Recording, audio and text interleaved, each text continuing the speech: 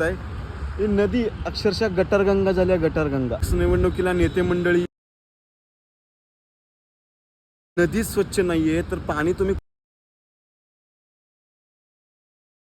मित्रांनो, मी आत्ता उभा आहे पुणे शहराचं सौंदर्य आणि पुणे शहरात वाहणारी मुळा मुठा नदीच्या काठावरती, अर्थात पांचाळेश्वर घाट, जो नदीपात्रातला पांचाळेश्वर मंदिरापासून जो घाट आहे त्या घाटावरती उभा आहे. व्हिडिओ काढायचा मुद्दा हा आहे की तुम्हाला आता एक गोष्ट निदर्शनास आणून देतो. ही मुळा मुठा नदी जी पुणे शहरात वाहते, खडकवासल्यातून ते पुणे शहरात, त्याच्या मधल्या भागात जे नदीतलं प्रदूषण आणि किती प्रमाणात दूषित झाले नदी हे तुम्हाला दाखवण्याचा प्रयत्न करतोय.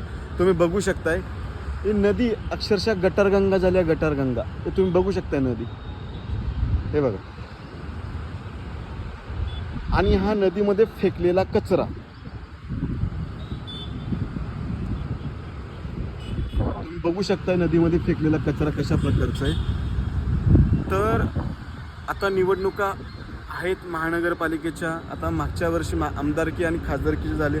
प्रत्येक निवडणुकीला नेते मंडळी प्रत्येकाला आश्वासन देतात की आम्ही नदी नाले स्वच्छ करू, रस्ते आम्ही परिपूर्ण देऊ, पाणी स्वच्छ देऊ, वीज सगळ्यांना देऊ, घरे मोफत देऊ.